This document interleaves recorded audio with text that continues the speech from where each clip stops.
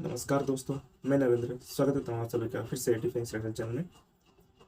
और जैसा कि प्रसन्न रावत सर ने दिखाया था कि जो बाइडन ने किस तरह से इंडिया को एक जीनोफोबिक कंट्री और जो डेवलपमेंट के हिसाब से काफ़ी स्ट्रगल करने वाला कंट्री कहा है, लेकिन उसके प्रति उत्तर में हमारे foreign minister mister S Jaishankar ने क्या कहा है, उस पर यह वीडियो है।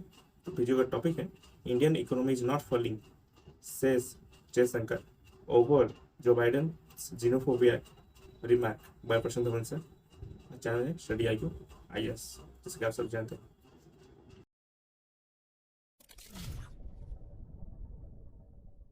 नमस्कार, welcome you to study IQ। मैं हूं प्रशांत धवन। भारत की इकोनॉमी नहीं गिर रही और नहीं भारत एक जीनोफोबिक देश भी नहीं है। ये रिसेंटली कहा है इंडिया के विदेश मंत्री ने। यहाँ पे आप देख पाओगे बहुत सारे आर्टिकल्स इंडिया में, अब्रॉड, मतलब दुनिया भर में ये जो स्टेटमेंट है इंडिया की, इसको कवर किया जा रहा है कि Indian economy is not faltering. Faltering का मतलब कि कमजोर हो रही है, गिर रही है। तो ऐसा कुछ नहीं है कि भारत की इकोनॉमी गिर रही है और ना ही भारत एक जीनोफोबिक देश है। नाउ ये सब जयशंकर साहब को इसलिए कहना पड़ा क्योंकि जो बाइडन ने रिसेंटली एक बहुत ही ज्यादा अजीब सी स्टेटमेंट दे दी थी। मैं ये कहूंगा ये स्टेटमेंट इतनी अजीब थी कि बीबीसी को भी ये वाला आर्टिकल पब्लिश करना पड़ा। यहां पे आप देख पाओगे बीबीसी कहता है कि जो बाइडन ने कह दिया कि यूएसए के एलाइज, अगेन इंडिया यूएसए का एलाई नहीं है। हम लोग पार्टनर हो सकते हैं मगर हम लोग एलाई जो वर्ड है पसंद करते नहीं है। पता नहीं क्यों पश्चिमी मीडिया बार बार यूएसए को इंडिया का या इंडिया को यूएसए का एक एलाई बताता है। जापान बिल्कुल यूएसए का एलाई है, मगर बीबीसी भी ये बात देखकर काफी शॉक्ड हो गया था कि जो बाइडन ने बिना वजह इंडिया और जापान को भी ये कह दिया कि इन कंट्रीज में ग्रोथ पता क्यों कम हो रही है। हालांकि जो कंप्लीट स्टेटमेंट है बाइडन की, वहां पे उन्होंने भारत, जापान, चाइना, रशिया चारों की बात करी और यह कह दिया कि इन कंट्रीज में ग्रोथ पता क्यों कम हो रही है, क्योंकि ये देश जीनोफोबिक है। जीनोफोबिक मतलब कि जब एक व्यक्ति दूसरे कल्चर के लोग, दूसरे रेस के लोग, बेसिकली खुद से जो अलग लोग हैं उनसे डरता है, उनसे घृणा करता है, उनसे बस दूर जाना चाहता है, उसको कहा जाता है जीनोफोबिया। तो बिना वजह बाइडन ने यूएसए के, आप कह लीजिए मित्र मुल्क हैं, इंडिया और जापान दोनों क्वाड कंट्रीज हैं, उनको भी जीनोफोबिया में लपेट दिया। और ये कमेंट अपने आप पे इतनी ज्यादा अजीब थी कि जब यूनाइटेड नेशंस के स्पोक्समैन से भी पूछा गया कि आप क्या कहोगे बाइडन की स्टेटमेंट के बारे में, तो उन्होंने भी हाथ खड़े कर दिए और कहा कि absolutely no comment. By the way, एक छोटी सी बात यहाँ पे मैं ऐड करना चाहूंगा। 7 मई, ये डेट याद रख लेना। स्टडी IQ आपके लिए एक बड़ा सरप्राइज आने वाला है on 7th of May। Be prepared. Now अब मैं आपको दिखाना चाहता हूं वो वीडियो जहां पर जयशंकर साहब ने बाइडन का रिप्लाई किया है। ये जो वीडियो है ये आप देखिए। अगर आप कृपया आज की इकोनॉमिक टाइम्स देखेंगे तो मेरा रिएक्शन उसमें है, पर आप इकोनॉमिक टाइम्स के नहीं है तो इसीलिए मैं आपको अलग से मैं दे देता हूँ रिएक्शन। एक कि भारत ऐसा देश है, अगर आप पूरे दुनिया में ढूंढे ना, हम सबसे माने we are the most open society. आज तक मैंने इतना ओपन सोसाइटी, इतना प्लूरलिस्टिक सोसाइटी, इतना डाइवर्स सोसाइटी कभी देखा नहीं। तो मैं ये कहूँगा that we are actually not just not xenophobic, we are the most open, most pluralistic and in many ways here the most understanding society in the world. Secondly, there was some talk about economic performance. आप जानते हैं कि हमारे यहाँ जो है GDP जो है 7% पे है। आप दूसरे लोगों का GDP चेक करिए, ग्रोथ रेट चेक करिए और आपको उसमें आंसर मिल जाएगा। और बिल्कुल आपको आंसर मिल जाएगा। अगर हम देखें तो इंडिया दुनिया को आउटपेस कर रहा है ग्रोथ के मामले में। इवन बाकी कंट्रीज भी अगर हम देखें, जापान को छोड़ के, जापान एक अलग केस है, बाकी कंट्रीज को आप अगर देखो, रशिया, चाइना, इंडिया, सब में आप अगर देखो तो जरा ग्रोथ है कंपेयर टू यूएसए। तो इकोनॉमी वाली बात जो है जो बाइडन की, कि सिंस इंडिया बाहर के इमिग्रेंट्स को नहीं लेता, जिस तरीके से बहुत ही जल्द यूएसए पैलेस्टीनियंस को एक्सेप्ट करेगा अपने कंट्री में। और हाँ, यहाँ पे आपने बिल्कुल सुना, गाजा पट्टी के जो बहुत सारे लोग हैं जो काफी आप कह लीजिए बुरी हालत में जी रहे हैं, पॉसिबिलिटी है कि यूएस इन रेफ्यूजीज को अपने देश में एक्सेप्ट कर ले। और डोनाल्ड ट्रंप ने इस इशू के बारे में रिसेंटली ये स्टेटमेंट दी थी। ये जो ट्रंप की स्टेटमेंट है ये मैं चाहता हूं आप सुने। But it should be no surprise that in addition to the millions and millions of people invading our country from the border, Crooked Joe is now reportedly planning, this is wonderful news for you people in Wisconsin, to bring massive numbers of Gazans from the Middle East all live to your American towns, your towns and villages. Your towns and villages will now be accepting people from Gaza, lots of people from Gaza, and various other places, Yemen, lots of other places. You know, just let the world simmer down a little bit, please. He's now delivering thousands, he just announced last night he's going to deliver thousands of people to a town near you. Joe Biden seems he's just determined to create the conditions for an October 7th style attack right here in America. It's going to happen. तो यहाँ पे आपने सुना Trump American को ये बता रहे हैं कि बाइडेन का प्लान है कि गाजा से, गाजियन से करते, गाजा से बहुत सारे लोग जो है रेफ्यूजी जो है ये हजारों की संख्या में यूएसए में बसाए जाएंगे।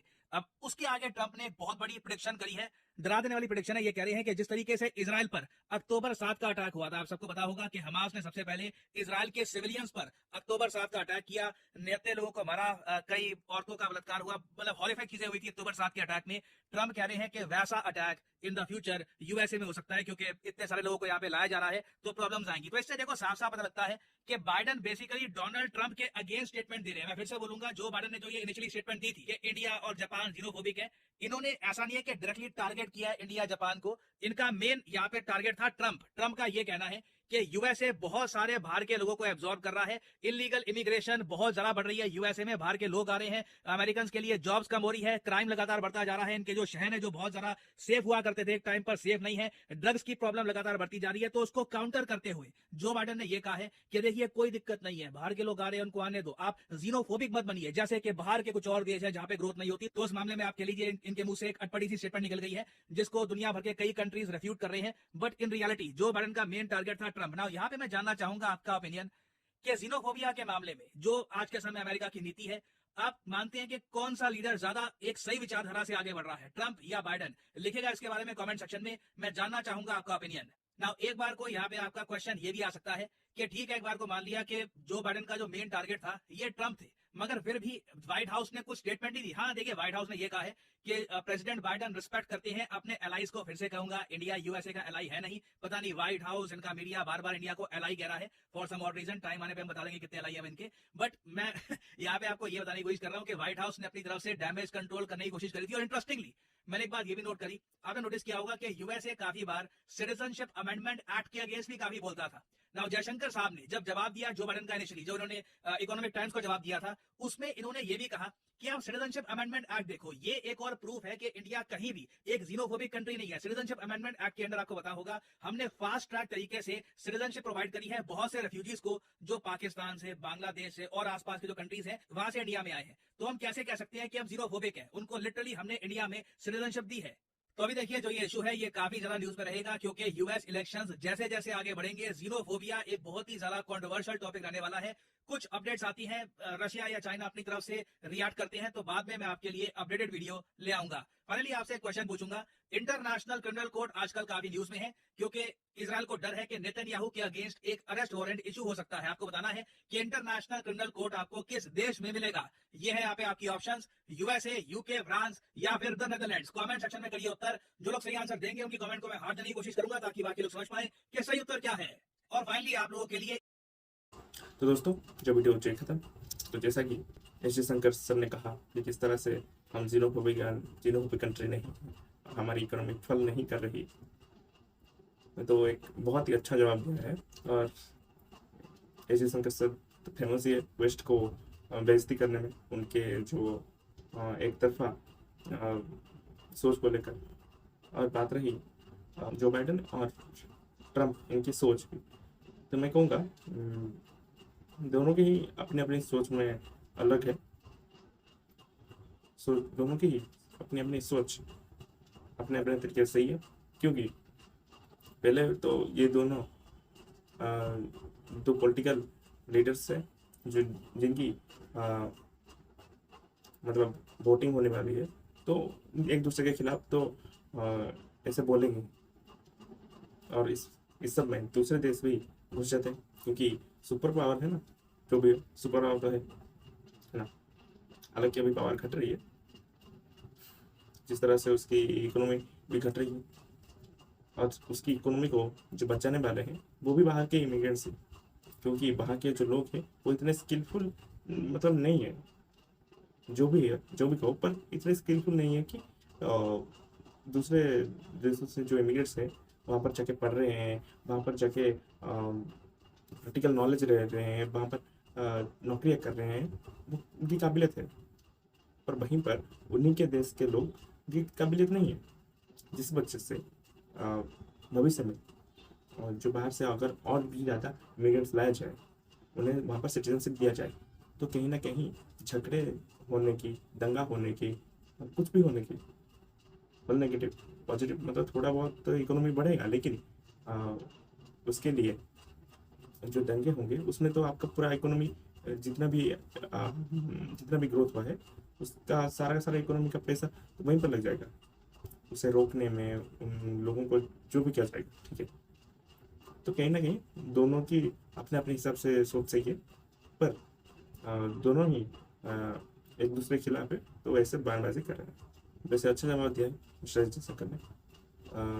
अफ्रीकन लोगों के जो पढ़ रहे हैं भारत में, अफ्रीकन लोग जो भारत में पढ़ रहे हैं उनका भी एक ओपिनियन में ले आऊँगा, उसमें भी देखेंगे कि भारत से खूबियाँ है या नहीं, है ना। कमाल है यार, भारत में इतने सारे कल्चर्स, इतने सारे लोग, डाइवर्स है, ये पूरा भारत है डाइवर्स।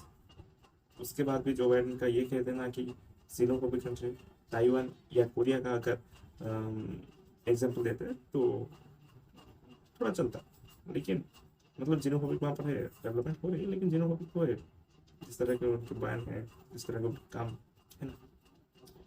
फिर जानते मिलते हैं एक और नई वीडियो में, तब तक के लिए नमस्कार, जय हिंद, जय भारत।